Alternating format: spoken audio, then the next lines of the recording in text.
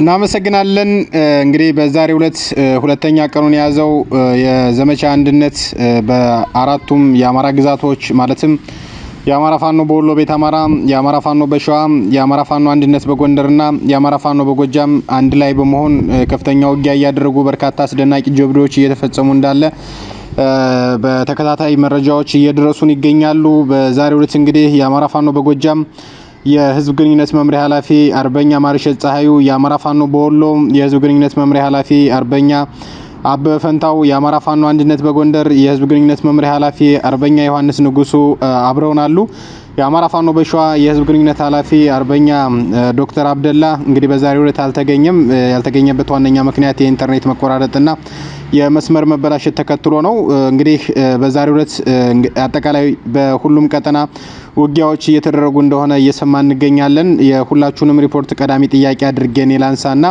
ከአርበኛ ዮሐንስ ንጉሱ ከአማራ ፋኖ አንድነት በጎንደር ከሱን ጀምር ከዛ ቀጥሎ የአማራ ፋኖ በጎጃም አርበኛ ማርሸት ፀሐዩ በመቀጠል ሶስታችሁም አርበኛ በፈንታው በተከታታይ እንሰማና ሌሎች ጥያቄዎችን አስቀጥለን እንሄዳለን አርበኛ ዮሐንስ ካንተን ጀምር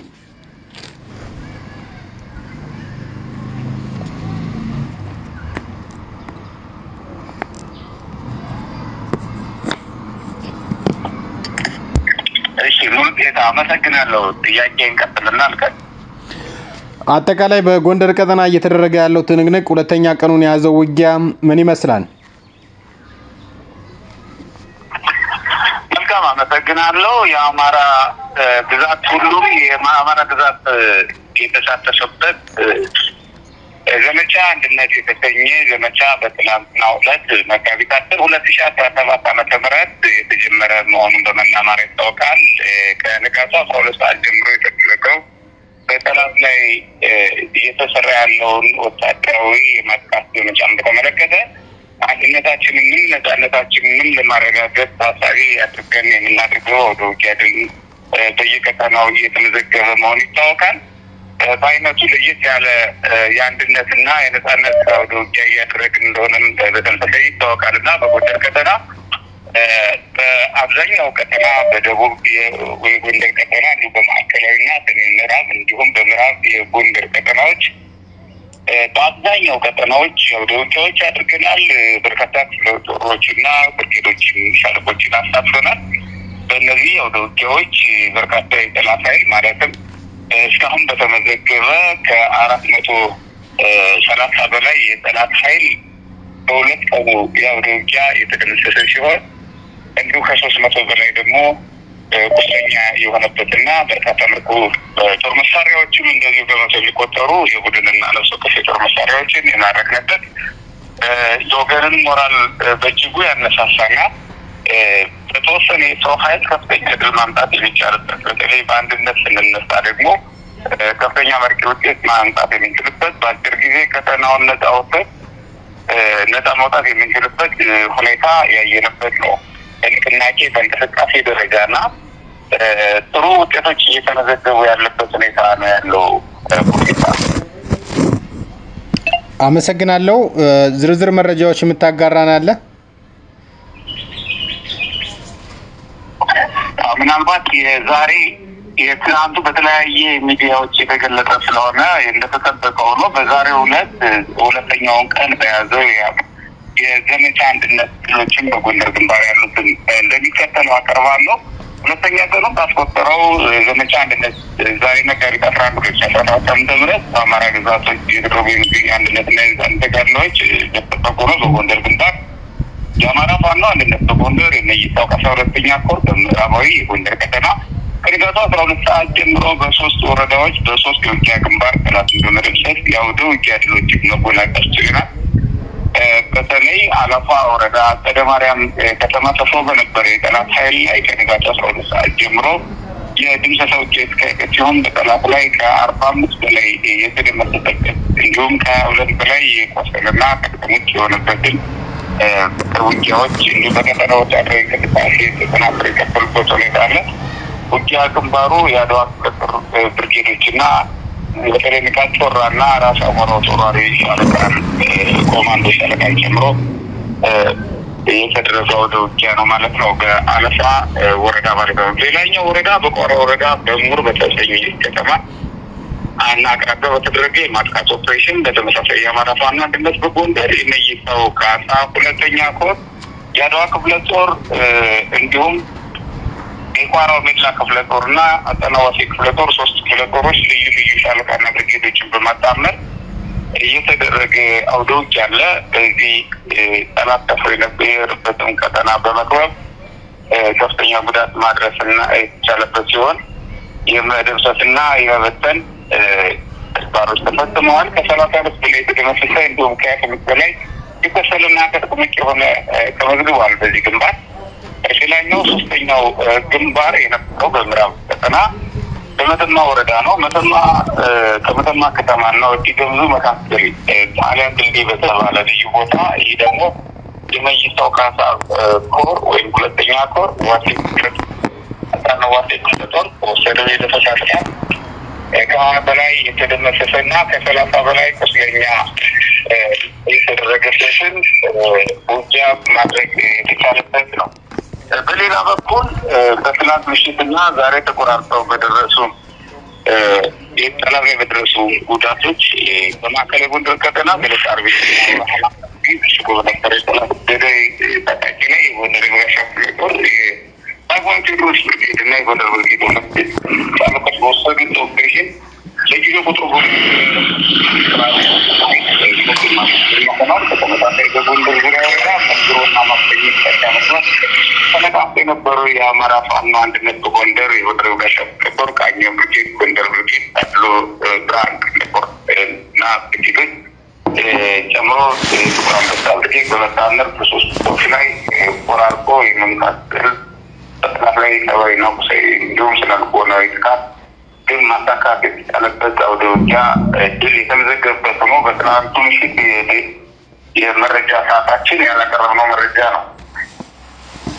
ለአማራ ፋኖ አንድነት ኃይልና የአማራ ፋኖ አንድነት በጎንደር ህዝብ ግንኙነት መምሪያ ኃላፊ አርበኛ ንጉሱ ነኝ። አመሰግናለሁ። እሺ አርበኛ ዮሐንስ ንጉሱ እናመሰግናለን። አትውጣ ጠብቀን። አርበኛ ማርሸት ፀሐዩ የአማራ ፋኖ በጎጃም የህዝብ ግንኙነት መምሪያ ኃላፊ፣ በእናንተ በኩል ሁለተኛ ቀኑን በያዘው ውጊያ የተገኙ ድሎችና ዝርዝር መረጃዎች። አመሰግናለሁ ሙሉጌታ። እንግዲህ በመጀመሪያ ሚዲያዎች ሰብሰብ ብላችሁ እኛም በአራት ክፍለ ሀገር ያለን የፋኖ አደረጃጀት የህዝብ ግንኙነት ኃላፊዎች ሰብሰብ ብለን እዚህ መግለጫ መስጠታችን የትግሉ አደረጃጀትና የትግሉ ጠቅላላ የእድገት ቁመናው የመጨረሻ ጣሪያ ላይ እንደደረሰና ትልቅ ተስፋ ሰጪ እንደሆነ የሚያሳይ መሆኑን መግለጽ እፈልጋለሁ። እንደ አማራ ፋኖ በጎጃም የደስታ ስሜት ይሰማናል። እንግዲህ በዘመቻ አንድነት እንደሚታወቀው ከትናንትና ቀን 10 2017 ዓ.ም የጀመረ ነው። የአማራ ፋኖ በጎጃም በትናንትናው ዕለት በ35 ቦታዎች ላይ ባደረገው ውጊያ ትናንት ከገለጽነው ከ1100 በላይ በሚል ነበረ ትናንት የገለጽነው። ዛሬ በደረሰን ዳታ ተጨማሪ 2 ወታደራዊ መኮንኖች፣ 1 ኮሎኔል ደብረ ማርቆስ ላይ፣ 1 አድማ ብተና ጅጋ ላይ አመራሮች ተደምስሰው በዛሬው ዕለት ህይወታቸው ማለፉን መግለጽ እፈልጋለሁ። በአጠቃላይ በትናንትናው ዕለት በቀን 10 በተደረገ 35 ቦታ ላይ ባደረግነው ውጊያ የተደመሰሰው የጠላት ብዛት ከ1500 እንደበለጠ ለማወቅ ችለናል። ያደረ መረጃ ነው። በዛሬው ዕለት እንግዲህ የአማራ ፋኖ በጎጃም በ5 ቦታዎች ላይ ነው አውደ ውጊያ ያደረገው። በዚህም ሁለተኛ ቀኑን በያዘው ዘመቻ አንድነት የድምሰሳ ውጊያ የአማራ ፋኖ በጎጃም በ5 አውደ ውጊያዎች ላይ ከፍተኛ ድል ተቀዳጅቷል። በአማራ ፋኖ በጎጃም 1ኛ ክፍለ ጦር የጣና መብረቅ ብርጌድ እና ታደሰ ሙለ ብርጌድ እንዲሁም በ3ኛ ክፍለ ጦር ጎጃም አገው ምድር ክፍለ ጦር ቢትወደድ አያሌው መኮንን ብርጌድ እና አቤ ጉበኛ ብርጌዶች እንዲሁም በአማራ ፋኖ በጎጃም 2ኛ ክፍለ ጦር የደጋዳሞት ብርጌድ ከዛሬ ሌሊት 10 ሰዓት ጀምሮ ከባድ ውጊያ በማድረግ በከተሞች በመግባት ድል አስመዝግበዋል ማለት ነው። በዚህም 1ኛ ክፍለ ጦር ታደሰ ሙለ ብርጌድ መራዊ ከተማና ገርጨጭ ከተሞች ላይ በመግባት ታደሰ ሙለ ብርጌድ መራዊ ከተማ ላይ 50 የጠላት ኃይል ሙት አድርጓል፣ 60 ቁስለኛ አድርጓል፣ 10 እግረኛ ተዋጊ ማርኳል፣ 2 ብሬን፣ 1 ስናይፐር፣ 20 ክላሽንኮቭ እና 1200 የተቆጠረ ጥይት ማርኳል። በአጠቃላይ መራዊ ከተማ ላይ የነበረውን የስርዓቱን ተላላኪ ደህንነቶች ጭምር በማያዳግም እርምጃ የወሰደበትና አጠቃላይ መራዊ ከተማ ላይ ለስርዓቱ አድረው የነበሩ ባንዳ ተብለው የሚጠሩ ኃይሎችን ጭምር የተደመሰሰበት ውጊያ ነው የተደረገው። መከላከያ የሚባለው የጠላት ኃይል አከርካሪው ተመቶ ከመራዊ ከተማ ሸሽቶ ራሱን ለመከላከል ተራራማ ቦታ ላይ ሆኖ ውሎ ነበረ። በዚህም በተደረገ ማጥቃት ተራራውን ጭምር ለቆ ወደ ሌላ ከተማ ሸሽቶ እንዲሄድ ተደርጓል። በዚህም ታደሰ ሙለ ብርጌድ ከፍተኛ ድል ሰርቷል በዛሬው ዕለት። ሁለተኛው ገርጨጭ ከተማ ላይ እንደዚሁ ታደሰ ሙለ ብርጌድ ባደረገው ማጥቃት 31 የጠላት ኃይል ሙት ማድረግ ችሏል። 17 ቁስለኛ አድርጓል። ይሄ እንግዲህ አሁን የነገርኳችሁ ዳታ እኛ የሰበሰብነው እኛ ተጨባጭ የደረስንበት እንጂ እኛ ያልደረስንበትና እኛ ያላወቅነው የበርከት ያለ ሙትና ቁስለኛ እንዳለ ከውጊያው ክብደት አንጻር ሲታይ መግለጽ አያዳግትም ማለት ነው። በሶስተኝነት የጣና መብረቅ ብርጌድ ከባህር ዳር ከተማ በቅርብ ርቀት የምትገኘው መሸንቲ ከተማ ላይ በመግባት 20 የጠላት ኃይል ሙት አድርጓል። 32 የጠላት ኃይል ቁስለኛ በማድረግ ጀብድ የፈጸመ ሲሆን ባህር ዳር ከተማ አጠገብ በሚገኘው አየር ኃይል የና መኮድ ወይም መከላከያ ኮንስትራክሽን ድርጅት የሚባሉ ሁለት ተቋማት ላይ ያነጣጠረ ባደረገው የዲሽካ ማጥቃት 13 ልዩ የዙሪያ ጠባቂ ኮማንዶዎችን መደምሰስ ተችሏል። ሌሎች ቁስለኞች እንዳሉ ተጨባጭ መረጃ አለን፣ ግን ብዛታቸውን ማወቅ ስላልቻልን ለሚዲያ ይሄን ያህል ቁጥር ብሎ መግለጽ አይቻልም። በአራተኛ ደረጃ በጎጃም አገው ምድር ክፍለ ጦር የቢትወደድ አያሌው መኮንን ብርጌድ እና የአቤ ጉበኛ ብርጌዶች ባደረጉት ጥምር ማጥቃት ቁጥሩ ያልታወቀ የጠላት ኃይል ነው። 1 ሻለቃ የጠላት ኃይል ነው የተደመሰሰው። የተወሰነ ኃይል ነው ሩጦ ወደ ጃዊ ቀጠና ያመለጠው እንጂ በከበባ ማጥቃት ስለነበረ አብዛኛው የጠላት ኃይል ተደምስቷል። በቁጥር ግን አላወቅነውም የተደመሰሰውን። ምናልባት ሞርተርና ዲሽካ ምድብተኞች ብቻ ናቸው የወጡት። አርሶ አደሩም ተሳትፎ ስለነበረ መሳሪያዎችም እንደዚሁ ተማርከዋል። ነገር ግን የለቀማ ስራው ተሰርቶ ስላልተጠናቀቀና ሪፖርት ስላልመጣ እዚህ ጋር አልገልጸውም። ሌላው እንግዲህ የአማራ ፋኖ በጎጃም በሚያመርተው ዘሪሁን 13 በተባለ ተወንጫፊ መሳሪያ ዝብስት አካባቢ አንድ ቦታ ላይ ተሰብስቦ ሎጂስቲክ አከማችቶበት የነበረውና የሬጅመንት አዛዦች ኮሎኔሎችና ብርጋዴሮች የነበሩበትን ቦታ እንደዚሁ በዘሪሁን 13 ማጥቃት ተችሏል። እዚያም የነበሩትን በውል ማወቅ ባለመቻላችን እንጂ ወታደራዊ መኮንኖች ጭምር ተደምሰዋል። በዘሪሁን 13 ካምፕ ወድሟል፣ ሎጂስቲኩ ተቃጥሏል። ለዚህም የዓይን ምስክሮች አሉ፣ የአካባቢው ነዋሪዎች። ሌላው ሁለተኛ ክፍለ ጦር ላይ ደጋዳሞት ብርጌድ ከሌሊት 10 ሰዓት ጀምሮ ባደረገው ውጊያ ከባድ ማጥቃት ያደረገ ሲሆን በዚህም ከሌሊቱ 10 ሰዓት ከ30 ጀምሮ ፈረስ ቤት ከተማ 3 አቅጣጫ በመግባት አንደኛ ቅዱስ ገብርኤል በተባለ አካባቢ፣ ሁለተኛ አስተዳደር ጽሕፈት ቤት ላይ እዚሁ የወረዳው አስተዳደር ጽሕፈት ቤት ማለት ነው፣ ሶስተኛ ቅዳሜ ገበያ በተባለ የከተማው ክፍል ውስጥ በመግባት በተደረገ ውጊያ 21 የሞተ 15 የቆሰለ 3 እግረኛ ተዋጊ የተማረከ ሲሆን 7 መሳሪያም እንደዚሁ የነፍስ ወከፍ መሳሪያ ተማርኳል። በአጠቃላይ በ5 አውደ ውጊያዎች አማራ ፋኖ በጎጃም በዘመቻ አንድነት በዛሬው ዕለት ሁለተኛ ቀኑን በያዘው ውጊያ ይሄን ይመስል ድል አስመዝግቧል ማለት ነው። እንግዲህ ሙሉጌታ ከልብ እናመሰግናለን። አርበኛ ማርሸት ፀሐዩ። እንግዲህ አድማጭ ተመልካቾቻችን እየተከታተላችሁ የምትገኙት ከኤቢሲ ቴሌቪዥን ከሮሃ ሚዲያ እና ከኢትዮ 251 ሚዲያ በጋራ የአማራ ፋኖ የሁሉም ቀጠና በሚባል ደረጃ የህዝብ ግንኙነት መምሪያ ኃላፊዎች በጋራ በመሆን እየሰጡን ያለውን መረጃ ነው። አርበኛ በፈንታው የአማራ ፋኖ በወሎ ቤት አማራ የህዝብ ግንኙነት መምሪያ ኃላፊ፣ በወሎ ቀጠና በወሎ ግንባር በቤት አማራ ግንባር እየተደረጉ ያሉት እንቅስቃሴዎችና ድሎች ምን ይመስላሉ? ጠነስ ሚዲያም እንዳለ ረስቻለሁ። ጠነስ ሚዲያም እየተከታተለና እያቀረበ ይገኛል። አርበኛ በፈንታው ወደ አንተ ልምጣ። አመሰግናለሁኝ ሁላችሁንም። እንግዲህ በእኛ በወሎ ቤት አማራ ቀጠና በዘመቻ አንድነት እንዲሁ በርካታ ተጋድሎች እየተደረጉ ይገኛሉ። ሁለተኛ ቀኑን በያዘው ዛሬ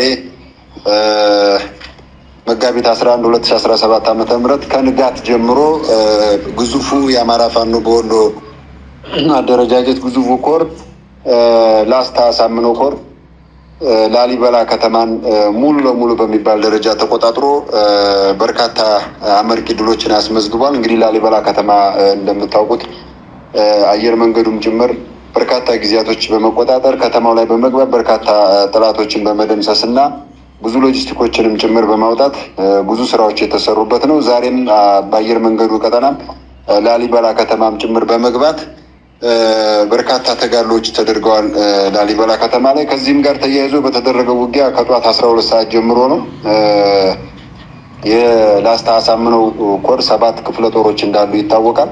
7ቱም ክፍለ ጦሮች አጠቃላይ ላስታ አሳምነው ኮር በሚያስተዳድራቸው ቀጠናዎች ቤዛቸውን አድርገው የተንቀሳቀሱ ነው ያለው። ጠላት ወደዛ አካባቢ መሄድ አይችልም። ያው እንደሚታወቀው ካሁን በፊት ባለው ሁኔታ ላሊበላ ከተማና ዙሪያውን ነው ምሽግ ሰርቶ የሚገኘው ጠላት።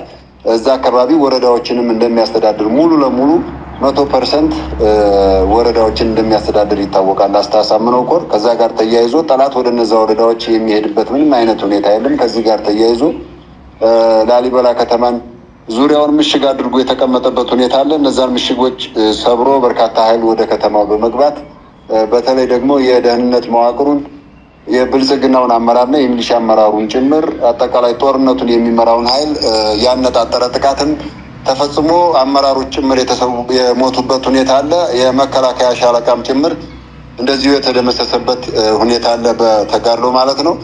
ዘርዘር ያሉ ጉዳዮችን ወደኋላ የምንመጣባቸው ይሆናል። አጠቃላይ ግን በግምት ከ30 በላይ የሞተና ከ50 በላይ የቆሰለ የጠላት ኃይል አለ። አጠቃላይ ከሁሉም የጠላት ኃይሎች ከ10 በላይ ተማርኳል። በነፍስ ወከፍ ክላሽ ከ30 በላይ እየተማረከ አለ። ተተኳሾችንና ሌሎች ቁሳቁሶችን የመሳሪያ አይነቶችን በቀጣይ በዝርዝር የምናሳውቃቸው ይሆናል። አጠቃላይ ግን ላስተሳሰምነው ኮር መታወቅ ያለበት ከከተማ ውጭ ከላሊበላ ከተማ ውጭ የትም ቀጠና ላይ ጠላት መንቀሳቀስ አይችልም። እንደዚሁ ደግሞ ጥራሪ ክፍለ ጦርና ተከዜ ክፍለ ጦር በሚንቀሳቀሱባቸው ኩል መስክና ሙጃ አካባቢም እንደዚሁ ከከተሞች ውጭ ሙጃ ከተማን ከመልቀቅ ውጭ ሌላ የሚንቀሳቀስበት ቦታ የለምና ከተማውን ያነጣጠረ ጥቃትና ያነጣጠረ ውጊያ ነው ብዙ ጊዜ የሚደረገው ሌሎች ቀጠናዎች ላይ እየተንቀሳቀሰ ስላልሆነ ማለት ነው። ከዚህ ጋር ተያይዞ በርካታ የጠላት ኃይል ከጋሸና ወደ ላሊበላ እየጨመረ ያለበት ሁኔታ አለ። እሱንም ዝርዝር ነገሩን ወደ ኋላ ይዘን እንመጣለን። መንገድ ላይ ያሉ ተጋድሎችም ውጊያዎችም ይኖራሉ። ሌላው ከቆቦ ከራያ ቆቦ ከመርሳና ከወልዲያ አካባቢ ወደ ላሊበላ እንዲሁ በድል ኃይል ለመጨመር የሚደረግ እንቅስቃሴን ምስራቅ አማራ ኮር አንድ አሳምነው ክፍለ ጦር 3ኛ እና 5ኛ ሻለቃ ከወልዲያ በቅርብ ርቀት የሚገኘው ጀነት ኦቨርና አፍሪኬር ላይ በመዝጋት በርካታ ተጋድሎ በማድረግ እስከ ሳንቃ ድረስ ማለት ነው በርካታ ጠላት ሙትና ቁስለኛ አድርገዋል። ሳንቃ ከተማ ላይ ህዝብ እያየ ምስክርነት የሚሰጥበት ነው። የአካባቢው ማህበረሰብ አባይ ባንክን ሳንቃ ከተማ አባይ ባንክን በ2 ጆንያ ብር ራሱ መከላከያ አውጥቶ ወስዷል። ይህንንም ከማህበረሰቡም ጭምር ማጣራት ይቻላል። ወርጌሳም ላይ ተመሳሳይ ስራ ተሰርቷል። በቅርቡ ወልዲያም ላይ የምታውቁት ነው እና ይሄ እኛ አካባቢ አገዛዙ ባንኮችን እየዘረፈ ያለበት ሁኔታ አለ። ሙሌ መረጃ እንደደረሳችሁ ወልዲያ ላይ ባንኮችን ጥበቃ ማድረግ የምንችልበትን መንገድ በሚል ስልጠና እየሰጠ ነው ዞኑ አሁን። ስለዚህ ራሳቸው የሰሩትን ስራ ራሳቸው እንዴት እናጥፋው የሚል ስልጠና እየሰጡበት ያለበት ሁኔታም አለ። አጠቃላይ ግን እዛ ቀጠና ላይ በርካታ ቀጠናዎችን ለቆ ወደ ወርጌሳ ውጫሌና አካባቢ ላይ በርካታ ኃይል ሄዶ ነበረ። ከትላንትና ጀምሮ በጣም በብዙ አውደ ውጊያዎች ጠላት ተመትቶ አሁንም ወደ ቆላማው አካባቢና ወደ ደሴም ወደ ወልዲያም ቦታዎችን ለቆ ከአሁን በፊት ይዘነው የነበረው ይዞታችን ወርጌሳና አካባቢው አሁንም በአማራ ፋኖ በወሎ ስር የተቀመጠበት ሁኔታ ነው ያለው። ዝርዝር ጉዳዮችን አሁንም እዚህ አካባቢ ያለውን በዝርዝር ይዘን የምንመጣ ይሆናል። ሌላኛው ምዕራብ ወሎ ኮር ከላላ አካባቢ እንደዚሁ በርካታ አውደ ውጊያዎች እየተካሄዱ ነው። የዚህም ውጊያዎቹ ስላላለቁ ዝርዝር መረጃዎቹ አልደረሱንም። እዛው ሳላነሳም አልፈው በልጅ ኢያሱ ኮር አሁንም እዚሁ ወርጌሳ ቦሆሮ አካባቢ በመርሳ ወደ ላይ ማለት ነው በርካታ አድማ ብተናና ሚሊሻዎች የተደመሰሱበት አውደ ውጊያ አለ ከትላንትና ጀምሮ። ዝርዝር ጉዳዮቹ የዛሬዎቹ መረጃዎቹ እንደደረሱን ለሁሉም ሚዲያዎች የምናደርስ ይሆናል። አጠቃላይ ከአማራ ፋኖ በወሎ ቤት አማራ ካሉት 5 ኮሮች ምዕራብ ወሎ ኮር፣ ልጅ ኢያሱ ኮር፣ ምስራቅ አማራ ኮር 1 እና ኮር 2 እንዲሁም አሳምነው ኮር በዛሬው ዕለት ሁሉም አውደ ውጊያ ላይ የተሳተፉ ያሉበት ሁኔታ ነው ያለው። በዘመቻ አንድነት ዝርዝር መረጃዎቹን ከትላንትና የተረፈ ያሉትና የዛሬ ሙሉውን በቀጣይ ይዘን የምንመጣ ይሆናል። ለጊዜው ያለን ባጭሩ ግን ይህንን ይመስላል። አመሰግናለሁ። አንሙት ቀጥል። እንግዲህ አጠቃላይ እንግዲህ ሶስታችሁም የሶስቱም ቀጠና የፋኖ የቃል አቀባዮች አብራችሁን አላችሁ። በዚህ መንገድ መገናኛ ብዙሃን ተሰባስበው የአውደ ውጊያው የፋኖ ቀጠና ቃል አቀባዮችም እንደዚሁ በጋራ ሆነን የምንሰጠው የሚሰጥ ቃለ መጠይቅ ነው፣ የሚሰጥ መግለጫ ነው። ይሄ እውነትም ዘመቻ አንድነትን በሚዲያው ዘርፍም የሚያሳይ ነው ብዬ ነው የምገልጸው። ስለሆነም በዚህ ደስተኛ ነኝ። አጠቃላይ ለሁላችሁም የሚሆን አንድ ጥያቄ ላንሳ። ይሄ ዘመቻ አንድነት አንደኛ ለእናንተ ለትግሉ ምን ትርጉም አለው? ደጋፊው እና የትግሉ አካል የሆነው ሌላው የአማራ ማህበራዊ ኃይልስ እንዴት እንዲመለከተው ትፈልጋላችሁ? ምን ማለት ነው የሚለውን እስኪ ሀሳብ ስጡበት። ዮሐንስ ካንተ እንጀምር።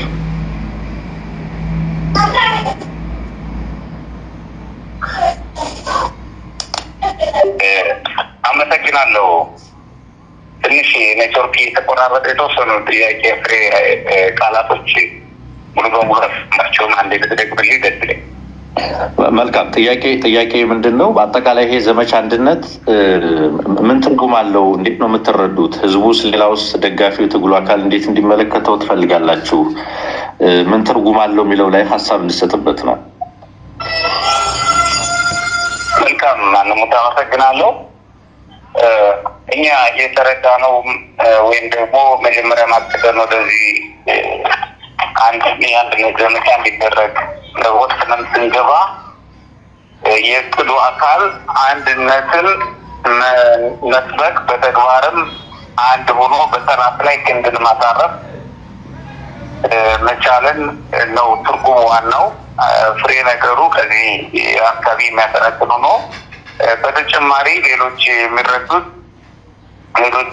ሌላው ህዝብም የተረዳውም በዚህ አውድ ነው። በዚህም ደስተኛ ነው። አንድ ሆኑልን፣ አንድ ተቋም ተሰርታችሁ ቅረቡልን። ሰራዊቱም በአንድ ወታደራዊ እቅድ ይመራ የሚሉትን የተለያዩ አስተላለፎች፣ የተለያየ ወታደራዊ እቅድ፣ የተለያየ የፖለቲካ የሚዲያ አካሄድ፣ የተለያየ መስሎ የሚታየውን ነገር መስበር እና አንድ ማድረግ ያስፈልጋል። አንደኛው ይሄ ነው። ሁለተኛው የጠላት ኃይል በተለያየ መንገድ የአማራ ኃይል ወይም ደግሞ የአማራ ፖለቲካ አንድ ላይ እንዳይቆም፣ የአማራ ወታደራዊ ኃይል ወይም ደግሞ ፋኖ ደግሞ አንድ ላይ እንዳይቆም አበክሮ እንደሚሰራ ይታወቃል እና በተለያየ አጀንዳ እነዚህን አንድነት እንዳይመጣ አስቦ ወጥሮ ይሰራ ስለቆየ እሱን ለመስበር የሚያስችል ስራ እንዲሰራ በህዝባችንም በሰራዊታችንም ጥያቄ ሲጠይቁ ነበር። በኛ በኩልም ፍላጎቱ ስለነበረን ለአንድነት ይህን ማሳየት ያስፈልጋል እና ይሄ የአንድ ስንሆን ልናመጣ የምንችለውን ውጤት እንደ ናሙና እንደ ቤተ ሙከራ እንዲወሰድ ያስፈልጋል። በዚህ ልክ ነው የምንረዳው። ማስረዳት የምንፈልገውን በእኔ በኩል በእኔ ያገላለጽነት በዚህ ነው። በቀጣይ የህብረተሰቡ ወይም ህዝቡን ሲትረዳ ነው እንዴት መረዳት አለበት ለሚለው ሊረዳ ነው። መረዳት ብቻ ሳይሆን እንዲሳተፍ አካል እንዲሆን በመክሊቱ፣ በሙያው፣ በጊዜው፣ በገንዘቡ፣ በጉልበቱ፣ በሁሉ ነገር በእንደዚህ አይነት የአንድነት ጉዳዮች ውስጥ እንዲሳተፍ አማራዊ ጥሪ ነው በዚህ አጋጣሚ አስረግጠን የምንናገረው የምንጠራው። ምክንያት አማራ አንድ ሲሆን እንደሚያሸንፍ ሁሉም ሰው ነው፣ አካላትም ያውቃል። ስለዚህ አንድ ሆነን የሚያሸንፍ አማራጭ ከመረዳት የዘለለ ያለፈ አቋም ይዞ ለአንድነት ቀና የሆነ ትብብር እንዲያደርግ በመክሊቱ በሙያው ደግሞ ሁሉም አስተዋጽኦ እንዲኖረው ነው የሚያስፈልገው ብለን የምናስበው። አለሞት አመሰግናለሁ። እዚሁ ላይ ፋኖ ማረሸት የአንተን አተያይ እስኪ ይሄ ዘመቻ አንድነት ምን ማለት ነው? እግረ መንገድህን የህዝቡ ውስጥ ተግባራዊ ተሳትፎ እንዴት ይሁን? የተለያዩ የአማራ ማህበራዊ ኃይሎች በመንገድ ተግባር ተሳትፎ አጠቃላይ ትርጉሙ ግን ምንድን በእናንተ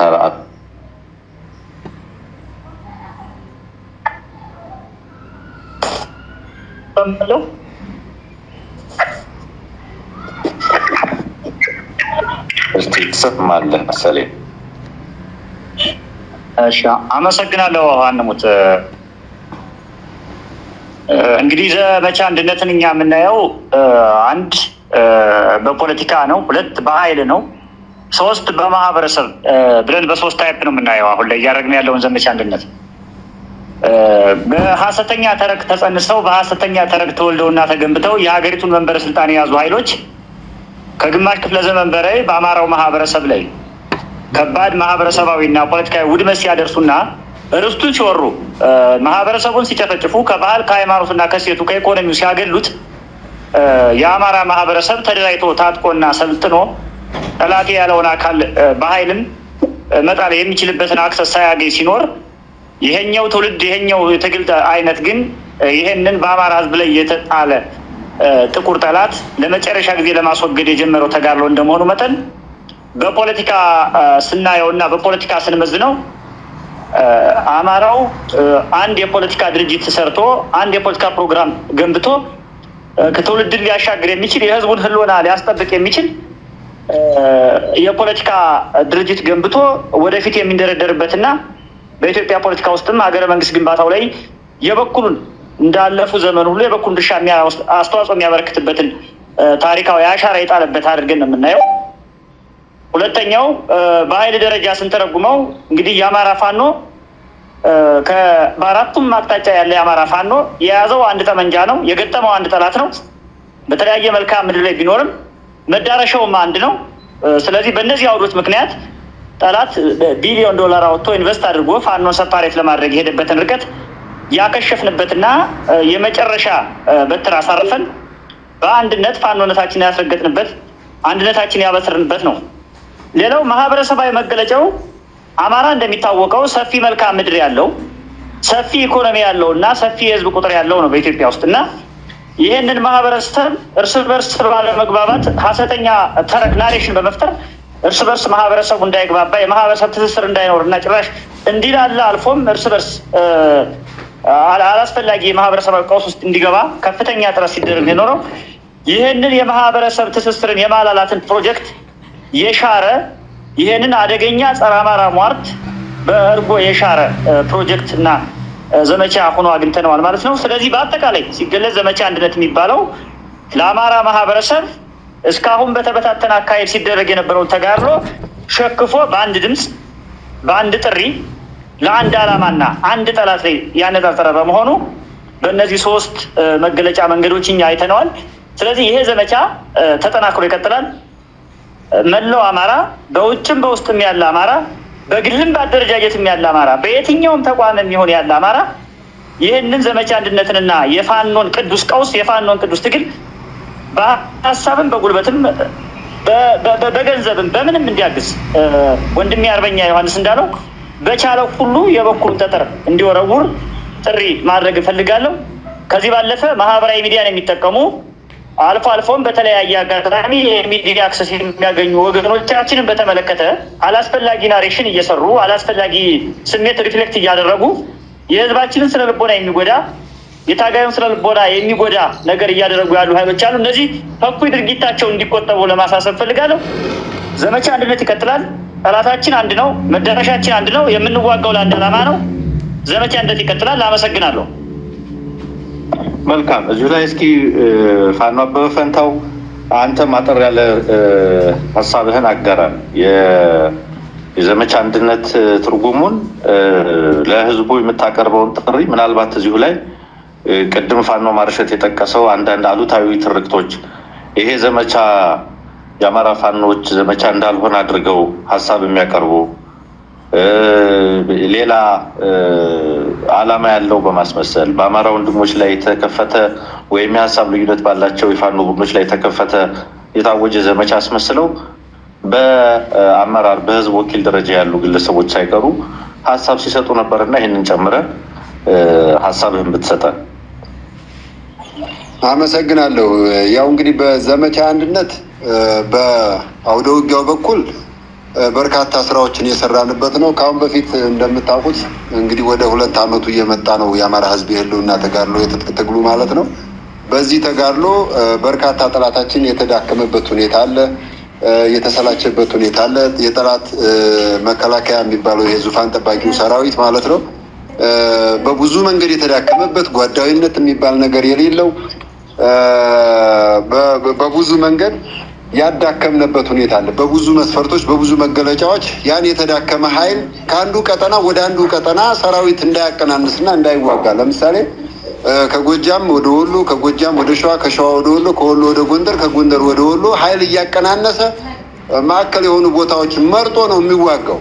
በርካታ ሰራዊቱን አፍርሰንበታል። ያው ሳትዋጋ ንገስ በሚለው በማስኮብለል ዓላማ ስለሌለው አጀንዳ ስለሌለው ጦርነት ስለሰለቸው ሰራዊቱ በብዙ መባ ነው እየተዋጋ ያለው በተለይ አመራሮቹ ከፍተኛ ጄኔራሎቹ እንደምታውቁትና ይሄንን የተዳከመ ኃይል በጋራ ዘመቻ በማውጃችን ከአንዱ ቀጠና ወደ አንዱ ቀጠና ኃይል እንዳያቀናንስ በማድረግ በመገደብ በማቀብ ጠላታችንን የመታንበትና ሙሉ ለሙሉ ከአማራ ክልል ከሚባለው አጽድተን ልናስወጣ የምንችልበትም ሂደት ከወዲሁ ያሳየንበት እኛም ሰራዊታችንም ታጋያችንም ህዝባችንም ጠላታችንም ያየበትና በቀጣይ በእኛ በኩል መስራት ያለብን በርካታ ስራዎች የሚቀረንን አንድ ግዙፍ ስራ እሱን ከጨረስን ግን ለምንፈልገው ዓላማ የምንደርስበት መንገድ በጣም ቅርብ መሆኑን ያሳየንበት ነው። በአውደ ውጊያው ጠላት በጣም ነው የተመታው።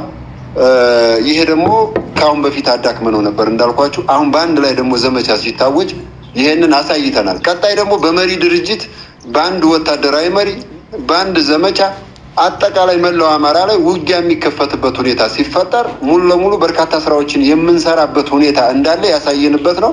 በፖለቲካው መስክ ደግሞ አማራ ባለፉት 40 ዓመታት 50 ዓመታት በጀት ተመድቦ ድርጅት እንዳይኖረው በመሪ ድርጅት ህዝባችንን እንዳያታግሉ ብቅ ያለውን በሙሉ በሴራን በምንም እየተመታ ህዝባችን ጀግና ህዝብ መሪ መፍጠር መሪ ማብቀል የሚችል ለራሱ ቀርቶ ለኢትዮጵያ ከኢትዮጵያ አልፎ ለአፍሪካ ለዓለም ሰላም ለሁሉም በሁሉም ረገድ ማቅረብ የሚችልና ብዙ አበርክቶ ያለው ህዝባችን አቅም እንደሌለው ምንም ነገር እንደሌለው ተደርጎ በበርካታ ጸረ አማራ ጸረ ኢትዮጵያ ኃይሎች ብዙ ስራ ተሰርቶብናል። ይሄ ትውልድ ደግሞ ያን መሻገር የሚችል እንደሆነ የምናሳይበት ነው። በተለይ በዘመቻ አንድነት ጠላቶቻችንን በግልጽ ያወቅንበት አማራ መስለው ከአማራ አብራክ የወጡ መስለው ባህር ማዶም አገር ውስጥም ሆነው ያልሆነ ናሬሽን ያልሆነ ትርክት ሲናገሩ ሲጽፉ ሲተርኩ ያየንበት ሁኔታ አለ። እንደተጠቀሳችሁት ወንድሞቼ እጅግ በጣም ያሳፍራል። ይሄንን ግልጽ አድርጎ ለአማራ እናቶች ለአማራ ገበሬ ለወጡበት ማህበረሰብ ማስገንዘብ ለህዝባችን በውስጥም በውጭ ማስገንዘብ ማሳወቅ ያስፈልጋል። ከዛ አንፃር ስራዎችን እንሰራለን። በዚህ አጋጣሚ ፋኖ ራሱን ችሎ ነው የቆመው። ከአማራ እናት ከአማራ ገበሬ ከአማራ ህዝብ በውጭም በውስጥም ውጭ ከኢትዮጵያውያን ድጋፍ ውጭ አልፎ አልፎ ካለው ውጭ ማለት ነው ራሱን ችሎ የቆመ ኃይል ነው። ከየትኛውም ኃይል ምንም ተደጉሞ ምንም ተደግፎ አይደለም። የራሱ የሆነ ዓላማ አለው። ህልውናውን ለማረጋገጥ አትግደሉኝ ብሎ የወጣ ኃይል ነው። የማንንም አጀንዳ ተሸክሞ አልወጣምና እንደዛ ያስመስለው ናሬሽን የሚሰራው ነገር እጅግ በጣም የሚያሳዝን ለሚሰሩት ደግሞ እጅግ የሚያሳፍር በጅምላ በድሮን ከሚጨፈጨፍ የአማራ ገበሬ ላይ ህፃናቶች አዛውንቶች ላይ እንደዚህ አይነት ፖለቲካና ቁማር መቆመር እጅግ በጣም የሚያሳፍር የሚያሳዝን ምናልባትም ይሄንን ያየነው በአማራ ህዝብ እና በአማራ ህዝብ ትግል ነው ብል ማጋነን አይሆንብኝም። ካየናቸው በጣም የተለየ ነው። ከዚህ ህዝብ ላይ እንደዚህ አይነት ቁማር የሚሰራ እንደዚህ አይነት ትርክት የሚሰራ የህዝብ ወኪል ነን የድርጅት ወኪል ነን የሚሉም ሁሉ እንዳየን እንዳስተዋልን ታዝበናልና ይሄንን ሁሉ ተሻግረን ይሄንን ሁሉ አራግፈን የአማራን ህዝብ ህልውና ለማረጋገጥ ነው የወጣ ነው። በዘመቻ አንድነት እሱን አሳይተናል። ሰሞኑንም በሚቀጥለው በርካታ ስራዎችን በመስራት እሱን እናሳያለን። ከውስጣችን ያለን አረምም እሾህም ነቅለን ዋናውን ጠላታችንንም ጭምር ገርስሰን ለድል እንደምንበቃ አንጠራጠርም። በዘመቻ አንድነት በአውደ ውጊያ በወታደራዊ ዘርፉም በፖለቲካው መስክም በርካታ ስራዎችን የሰራንበት ነው። ካሁን በፊት ወንድሞቼ እንደጠቀሱት ህዝብ ግንኙነቶች፣ የቀጠናው ሰብሳቢዎች፣ ዘመቻዎች፣ ወታደራዊ አዛዦች፣ የውጭ ግንኙነቶችና ሌሎች መዋቅሮችም ጭምር እርስ በርስ እየተገናኘን ቀጠናዊ ትስስርም ጭምር እየሰራን ያለንበት ሁኔታ አለ። ይሄ ማለት አማራ መሪ ድርጅት ሊኖረው ምንድነው የቀረው? ድርጅቱን ስያሜውን ይፋ ማድረግና መሪዎቹን ማሳወቅ ነው ለህዝባችን። በዛ ደረጃ እንደሆነ በእርግጠኝነት መናገር ይቻላል። ይሄንን ደግሞ ከእግዚአብሔር ጋር በቅርቡ ማረጋገጥ እንደምንችል በዘመቻ አንድነት እያሳየን ነው። አሁንም እናሳያለን። ተጠናክሮ ይቀጥላል። አመሰግናለሁ። መልካም። ምናልባት አመሰግናለሁ። እኔ እንኳን ጥያቄ ሳይሆን እንደው እንደ ማጠቃለያ በመጀመሪያ ምስጋና በዚህ አጋጣሚ መግለጽ ፈልጋለሁ። ካላችሁ ጊዜ ላይ ካላችሁ የስራ ጫና ላይ እንደዚህ በአንድነት በሚዲያዎች በጠራነው መግለጫ ላይ ተገኝታችሁ ሀሳባችሁን ስለሰጣችሁን በጣም እናመሰግናለን። ይሄ ሊቀጥል የሚገባ ነገር ነው። እኛም በምንፈለግበት ቦታ ሁሉ ለመገኘት ዝግጁ መሆናችንን መግለጽ እፈልጋለሁ። ከዛ ቀጥዬ ግን አንድ እንደው እናንተ የህዝብ ግንኙነት ባለሙያ እንደመሆናችሁ መጠን ከሚዲያ አጠቃቀም ጋር ተያይዞ ይሄ ዘመቻ አንድነት እንዳላችሁት ለሚመጣው የአንድነት ተጋድሎ ለሚመጣው በቀጣይ ለሚኖረው አማራዊ አንድነትና አደረጃጀት ትልቅ እርሾ የሚጥል እንደመሆኑ መጠን የሚዲያ አጠቃቀም የዲያስፖራ የማህበረሰቡ የምሁራን ሚና ምን መሆን ይገባዋል? በተለይ ደግሞ የሚዲያ ባለሙያዎች ሚና ትረክቱንም ስታነሱት ስለነበረ ናሬሽኖችን ኮንትሮል ከማድረግ ዜናዎችን፣ አገላለጾችን እያንዳንዱ የእናንተ ስራዎችን ከመግለጽ እና ይሄንን አንድነት ከመደገፍ አኳያ የእነዚህ ባለድርሻ አካላት ሚና ምን መሆን አለበት የሚለውን እንደው አጠራጠር አድርጋችሁ ሀሳብ ብትሰጡበት ለማለት ነው። ከዚህ ውጭ ግን በጣም አመሰግናለሁ። እግዚአብሔር ያክብርልኝ። በጣም ጥሩ። ይሄ ትግል እንግዲህ በተለይ ለኤሊቱ የአማራ ክንፍ ወይም ለተማረው የአማራ ማህበረሰብ ክፍል ማስተላለፍ የምፈልገው አጭር መልዕክት ምንድን ነው? አሁን እያደረግነው ያለው ተጋድሎ በአማራ የህዝብ ታሪክ ውስጥ የመጀመሪያው የመጨረሻው ዕጣ ፈንታው ይመስለኛል። ይሄ ትግልና ባለፉት ዘመናት ሶሻሊስት ወለድ ትግል ሲደረግ አይተናል። ባለፉት ዘመናት አብዮታዊ ዲሞክራሲን ህዝባችን ሲታገለው አይተናል። ይሄኛው ግን ባለፉት ዘመናት ስልጣን ወለድ ርዕዮተ ዓለም ወለድ የሆኑ ጸረ አማራ ተረኮች በኢትዮጵያ ሰማይ ስር ተጸንሰው አድገው ጸረ አማራነትን እንደ ፖለቲካ ፕሮግራም ቆጥረውት መንግስት መስርቶ ጸረ አማራነት አማራን መግደል፣ ማፈናቀል፣ ሀብቱን መውረስ ማለት ስርዓት ሆኖ ህግና ህገ መንግስት ሆኖ የኖረበትን ናሬሽን የኖረበትን አካሄድና ስርዓት ፈንቅለን ለመጣል ሌላውን ስትራክቸር በሙሉ መንግስታዊ ቅርጽ አጥፍተን መከላከያ የሚባለውን የአንዲትን ሀገር ብሔራዊ ዘብ ጠባቂ ኃይል የመጨረሻ ግድግዳውን እየቦረቦርን አከርካሪውን መተን የመጨረሻ ድምሰሳ ልናደርግ የተወሰነ ጊዜ ትንሽ ጊዜ የቀረበት ሁኔታ ነው ያለውና በኢትዮጵያ ሰማይ ስር ባለፈው ክፍለ ዘመን የተካሄዱ ጸረ አማራ ትርክቶችና ጸረ አማራ ህግና ህገ መንግስታዊ ወለድ ስርዓት ወለድ አካሄዶችን በሙሉ ለመጨረሻ ጊዜ ጠርጎ የሚያስወጣ የመጀመሪያ አብዮት እንደመሆኑ ምሁራን እዚህ ላይ ጥናትና ምርምር ዴታ መሰብሰብና ለዓለም አቀፉ ማህበረሰብ በተለያየ ቋንቋ ተርጉሞ ማቅረብ እየተካሄደ ያለውን አብዮት ህዝባዊ ትርጉም መስጠት፣ ፖለቲካዊ ትርጉም መስጠት፣ ወታደራዊ ትርጉም መስጠት፣ ኢኮኖሚያዊ ትርጉም መስጠት፣ ብሔራዊ ትርጉም መስጠት ከሌሎች ህዝብ አንጻር ከሌላው ኢትዮጵያዊ አንጻር የአማራውን የፋኖን ትግል ሌላው ኢትዮጵያዊ በምን አንግል እያየው ነው፣ እንዴት እየተቀበለው ነው የሚለው ነባራዊ ሁኔታ እየመረመሩ ፖዚቲቭሊ ለሌላው ማህበረሰብ ከመግለጽ አንጻር የሚቀር በርካታ ስራ ስላለ በመላው ዓለም የምትገኙ ወገኖቻችን የተማራችሁ የማህበረሰባችን ክፍሎች እንዲሁም መልካም ፈቃደኛ የሆናችሁ የፋኖ ትግል ቅዱስ ነው፣ ኢትዮጵያንም ነፃ ያወጣል፣ ሟችና ገዳይነትን፣ አፈናቃይነት፣ ተፈናቃይነትን፣ አሳዳጅና ተሳዳጅነትን ከኢትዮጵያ ምድር ለመጨረሻ ጊዜ ጠርጎ ያስወጣል የምንለው ናሬሽን አምናችሁ የተቀበላችሁ ወገኖቻችን በሙሉ እዚህ ላይ እንድትሳተፉ እና እኛም ማንኛውንም መረጃና ማስረጃ ለማቅረብ ዝግጁ መሆናችንን መግለጽ እፈልጋለሁ። ለሞራል ማስተላለፈው መልዕክት ይሄ ነው።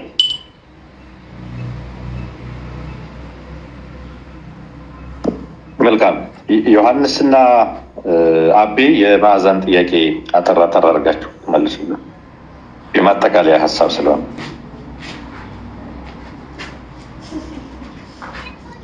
እኔ ልግባ አለ ዮሐንስ ግባ ሻቢ ግባ። ጥሩ እሺ። ያው በርካታውን ነገር አርበኛ ማርሸት ተናግሮታል። አጠቃላይ ግን እኛ እንደ አማራ አሁን በተለይ የተማረው ኃይል ኤሊቱ በተማረው በኩል ያለው ብዙ እያስተዋልን ያለነው ከእኔነት ጋር የተያያዘ ነገር በተለይ ደግሞ መሬት ላይ እየተከፈለ ያለውን ዋጋ ያውቁታል። ግን በርካታው ትርጉም ይሰጠዋል፣ ትኩረት ይሰጠዋል። እሱን ነገር ግን ወደ ውጤት መቀየር ላይ ከፍተኛ የሆነ ክፍተት አለ። አማራ በተጓተትን እርስ በርስ በተጓከሰን ቁጥር እኔነት በገዘፈ ቁጥር ምንድነው የምናጣው? ህይወት ነው። በጅምላ መፈናቀል፣ በጅምላ መጨፍጨፍ፣ በድሮን በከባድ መሳሪያ ከክላሽ ጀምሮ ሁሉም አይነት ጦር መሳሪያ አማራ ህዝብ ላይ እየዘነበ ነው ያለው እስከ ድሮን ጄት ድረስ ማለት ነው። ስለዚህ የምናጣው የስልጣን ጥቅም ወይ የኢኮኖሚ ጥቅም ምናምን አይደለም። ስልጣንም ከህልውና ቀጥሎ የሚመጣ ነው። ኢኮኖሚም ከዛ ቀጥሎ የሚመጣ ነገር ነው። ስለዚህ አማራ የሚያጣው ህይወት ነው። ህይወት ሲያጣ ደግሞ በጅምላ ነው።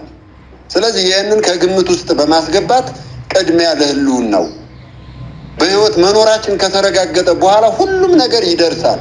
ስለዚህ እሱን ትኩረት ሰጥቶ የአማራ ምሁራኖች በሀገር ውስጥም በውጭም ያሉት ለአንድነቱ ከፍተኛ የሆነ አስተዋጽኦ እንዲያደርጉ ሌላው ናሬሽን አጠቃላይ ባለፉት ዘመናትም አሁን በያዝነው ትግልም ወደፊትም ከሚመጣው አንጻር ፋኖ የተሻለ ነገር ማምጣት ይችላል። የአማራን ህዝብ ህልውና አረጋግጦ ኢትዮጵያ ውስጥ ሁሉም ኢትዮጵያውያኖች ቁጭ ብለው በጠረጴዛ ዙሪያ ተነጋግረው የሀገራቸው ባለቤት የሚሆኑበት እንደቀደመው ሁሉ አብረው የሚኖሩበትን ጊዜ ማምጣት የሚችሉበትን ምዕራፍ ማመቻቸት ይችላል ፋኖ።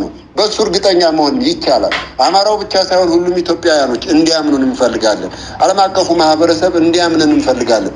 ይሄንን ምሁራኑ መስራት ይችላል፣ ማሳወቅ ይቻላል። በሀገር ውስጥም በውጭም ያለውና እዚህ ላይ ትኩረት ተደርጎ ይሰራ የሚል መልእክት ነው ያለን። ማዚ ካነሳችሁ ጥያቄ አንጻር አመሰግናለሁ።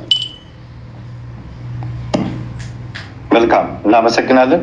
አጠር ያለ ነገር የምትጨምረው አለ ዮሐንስ? ወይ ለቀረበው ጥያቄ አጭር ለመናገር ነው። የሚዲያ አካላትና ምሁራን ምን ይጠበቃል ነው። ከሚዲያ አካላትና ከምሁራን በትግሉም ሆነ በአንድነቱ ላይ የሚጠበቀው ትልቁ ጉዳይ የመጀመሪያው የምናስቀድመው ጉዳይ ምንድን ነው ብሎ መረዳትና ለምሳሌ የምናስቀድመው ነገር የአማራን ተፈጽሞ መጥፋት መታደግ ነው የምንፈልገው፣ ጠላትን መገርሰስ ነው የምንፈልገው።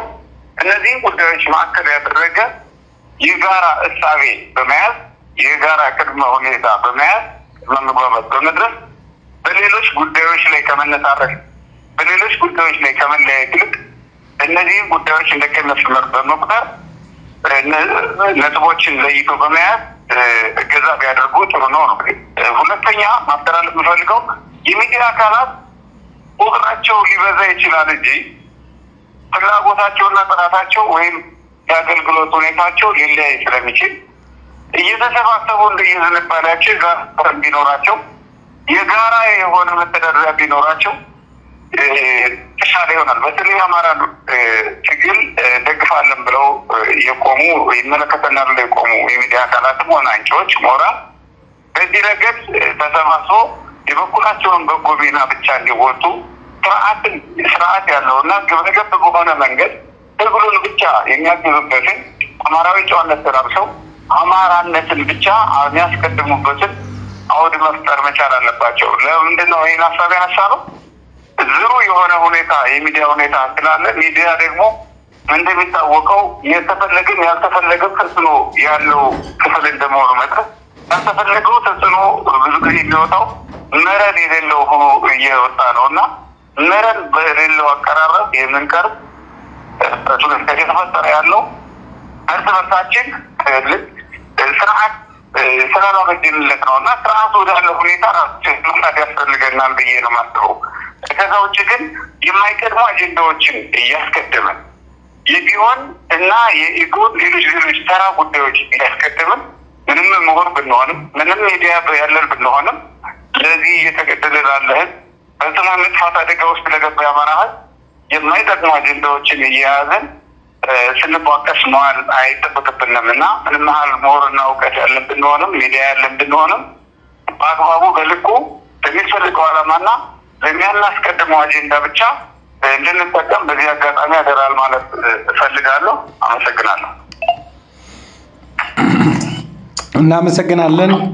የአማራ ፋኖ በጎጃም የህዝብ ግንኙነት መምሪያ ኃላፊ አርበኛ ማርሸት ፀሐዩ፣ የአማራ ፋኖ በወሎ ቤት አማራ የህዝብ ግንኙነት መምሪያ ኃላፊ አርበኛ አበበ ፈንታው፣ እንዲሁም ደግሞ የአማራ ፋኖ አንድነት በጎንደር የህዝብ ግንኙነት መምሪያ ኃላፊ አርበኛ ዮሐንስ ንጉሱ፣ እንዲሁም ደግሞ ያልተገኘው በስልክ መቆራረጥ ምክንያት አርበኛ አብደላን፣ አራታችሁንም ከልብ እናመሰግናለን። ከሚዲያዎች በኩል ኢትዮ 251 ሚዲያ፣ ኤቢሲ ቴሌቪዥን፣ ሩሃ ሚዲያ በጋራ ነበርን፣ ታደስ ሚዲያ በጋራ ነበርን።